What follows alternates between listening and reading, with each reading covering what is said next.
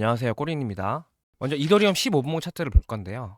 현재 보시다시피 내려오는 차트가 이렇게 하락을 지속적으로 하면서 저점을 갱신하고 있습니다. 그러면 이제부터 핵심 포인트가 어디까지 저점을 갱신할 것이고, 그리고 어떤 형식으로 하락이 마무리되는지 이 구조를 파악하는 게 굉장히 중요해요. 먼저 첫 번째로 구조를 파악하기 전에 중요한 가격대가 어딘지를 알아볼게요. 어제 텔레그램에서 자기 전에 이더리움은 2030에서 2090이 굉장히 중요한 자리다. 왜냐하면 이 구간에서 단기적인 지지가 나올 수 있기 때문에 이 구간을 유심히 살펴봐야 한다라고 말씀을 드렸습니다. 저는 정확하게 2080에서 롱 매수를 하고 올라왔을 때 굉장히 조그만 분할 입절을 하고 나머지는 홀딩 중에 있습니다. 제가 이더리움을 2080에서 잡을 수 있었던 근거가 두 가지가 있는데요. 첫 번째 근거로는 900달러부터 신고점까지 올라온 추세에 0.707 피보나치가 이 구간에 있습니다. 그리고 두 번째로 이 고점부터 저점까지 하락한 피보나치의 0.5 구간이 이 하얀색의 707 피보나치와 정확하게 겹쳐요. 그리고 제가 가격대를 이렇게 네모 박스로 설정할 수 있었던 근거는 바로 이전에 나왔던 수많은 지지 저항들의 구간이기 때문입니다. 즉, 이 초록색 네모 구간을 유심히 살펴봐야 하고, 그리고 피보나치가 중첩되는 구간에서 정확하게 맞고 반등을 해준 모습을 볼 수가 있습니다. 우리는 항상 이러한 중요한 피보나치나 혹은 지지 저항 구간에서 매수를 해야 됩니다. 이 피보나치가 고점까지 가는 반등의 변곡점을 의미하지가 않아요. 이 피보나치는 단순 단기적으로라도 지지를 줄 수 있는 근거가 되는 거예요. 앞으로도 이런 식으로 좋은 타점에서 계속 매수를 해야지 올라오면 분할 익절, 그리고 내려왔을 때 본절이나 혹은 내려오는 파동을 보면서 분할 익절한 시드를 추가 매수를 할 수가 있고요. 그리고 다시 올라오면 분할 익절, 그리고 내려왔을 때 이 구간에서 근거가 많이 겹치면 다시 한번 추가 매수, 이런 식으로 매매를 진행할 수가 있습니다. 제가 어제 텔레그램에 글을 이 구간에서 남겼었는데요. 단기적으로 이더리움은 이 저점을 깰 확률이 매우 높다라고 말씀을 드렸어요. 그 이유를 설명드리면 이전에 굉장히 중요한 지지 구간이 있었습니다. 그러면 대부분의 개미들은 이런 데서 고점에서 사던가 혹은 내려왔을 때 계속 물타기를 하면서 이 윗구간에 물려 있을 거예요. 그리고 대부분의 개미들은 손절 주문을 바로 이 저점에 하게 됩니다. 여러분들이 세력이라고 상상을 해보고 세력이 어떤 구간에서 매수를 하기 좋아하는지 이거를 좀 생각해 볼게요. 세력은 돈이 굉장히 많기 때문에 매수를 하고 싶어도 매도를 하려고 하는 개미들이 별로 없기 때문에 아무 데서나 매수를 못 해요. 즉 세력은 개미들이 매도를 많이 치는 구간을 찾아가야 합니다. 그런데 제가 방금 뭐라고 설명드렸냐면 이 구간은 개미들이 손절을 많이 하는 구간이에요. 손절이 난다는 건 개미들이 롱 포지션을 팔았다 라고 해석을 할 수가 있고, 굉장히 많은 개미들이 이 구간에서 손절로서 롱을 매도하기 때문에 세력은 반대로 이 구간에서의 다량의 매수를 할 수가 있는 거예요. 그리고 롱 포지션이 손절이 날 때 시장가로 손절이 납니다. 즉 개미들의 롱 포지션이 손절이 나면 시장가로 하락을 하는 게 당연한 거예요. 그래서 제가 어제 이 구간을 반드시 깰 가능성이 높다라고 설명을 드린 겁니다. 왼쪽은 비트코인, 그리고 오른쪽은 이더리움의 차트인데요. 제가 어제 이 구간에서 매수를 하고 올라왔을 때 분할 익절만 하고 내려왔을 때 털질 않았어요.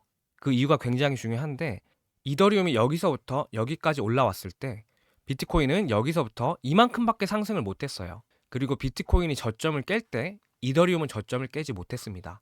그리고 현재 비트코인이 이만큼 하락을 하고 있음에도 불구하고 이더리움은 저점을 깨지 못하고 있어요.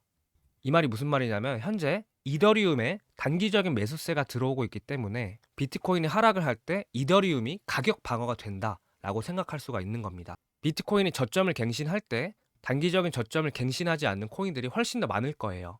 오른쪽 차트는 비트코인 도미넌스 차트인데요. 비트코인이 하락을 하면서 대부분의 알트코인들이 가격 방어가 나타나는 이유는 단기적으로 비트코인 도미넌스가 굉장히 큰 하락을 보여주고 있어요.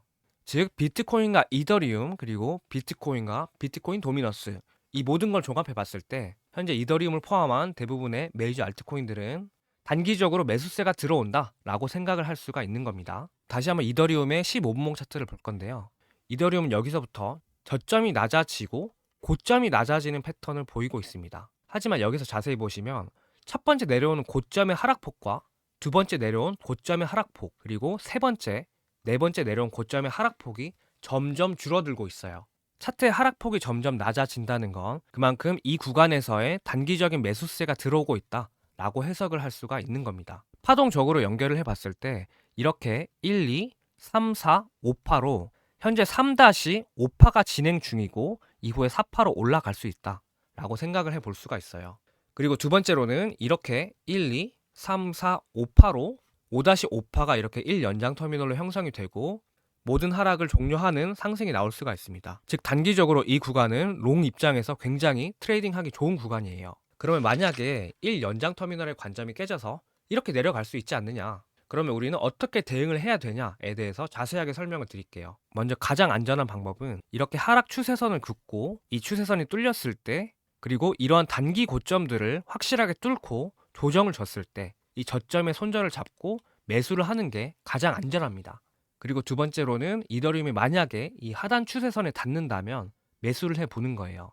그리고 손절은 언제 할 수 있냐면 이렇게 1연장 터미널에서 5파는 3파보다 길어지질 못합니다. 피보나치 확장 툴을 이용해서 3파에 대한 5파가 1대1이 넘어가는 구간, 즉 이 구간에서 손절을 칠 수가 있는 거예요. 반드시 이런 손절 라인이 있어야지 우리가 레버리지 세팅을 할 수가 있습니다. 저 같은 경우에 한번 매매를 할 때마다 손절 퍼센티지를 5%나 6%로 잡아요. 리스크 관리에서 굉장히 중요한 부분이 이 손절 퍼센티지예요. 저는 이 리스크 관리 방법을 마이너스 5%의 법칙이라고 합니다. 만약에 우리가 100원을 갖고 홀짝 게임을 한다고 생각을 해볼게요. 우리가 한번 손절을 냈을 때 50%로 세팅을 하면 첫 번째 판에서 이겼을 경우에 150원이 됩니다. 하지만 두 번째 판에서 졌을 때 100원이 되는 게 아니고 75원이 돼요. 그러면 우리가 계속해서 홀짝 게임을 반복했을 때 이러한 과정을 반복한다면 시드가 0원으로 수렴을 하겠죠. 하지만 우리가 5%로 손절을 잡는다면 첫 번째 판에서 이겼을 경우에 105원이 되고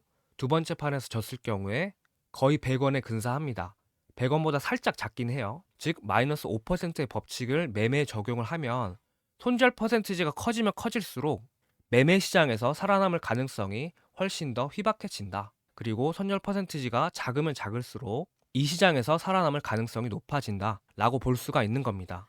엘리어트 파동 이론 공부하는 시간을 99라고 쳤을 때 제가 방금 설명드린 시간은 1%도 안 돼요. 하지만 이 중요성은 엘리어트 파동 이론을 완벽하게 공부하고 매매에 적용하는 것보다 100배, 1000배 훨씬 더 중요합니다. 이런 리스크 관리가 되지 않으면 100번의 매매에서 99번 연속 수익을 봤다 하더라도 한 번의 실수로 모든 게 청산이 날 수가 있는 거예요. 오늘 영상의 내용을 요약하면 이더리움을 포함한 알트코인들은 단기적으로 매수세를 받고 있다. 그리고 두 번째로는 오늘 영상에서 설명드린 두 가지 구조로 이더리움이 움직인다면 그에 맞춰서 손절 퍼센티지를 정하고 안전하게 매매를 하자. 그리고 마지막으로는 항상 손절 퍼센티지를 낮게 하자라는 게 오늘 영상의 핵심입니다. 오늘 영상은 여기까지 할 거고요. 구독과 좋아요 꼭 한 번씩만 부탁드리고 실시간 분석은 유튜브 영상에서 다 못해드리고 있기 때문에 반드시 영상 댓글에 텔레그램 방에 들어와 주시면 되겠습니다. 그러면 저희는 다음 영상에서 뵙겠습니다. 감사합니다.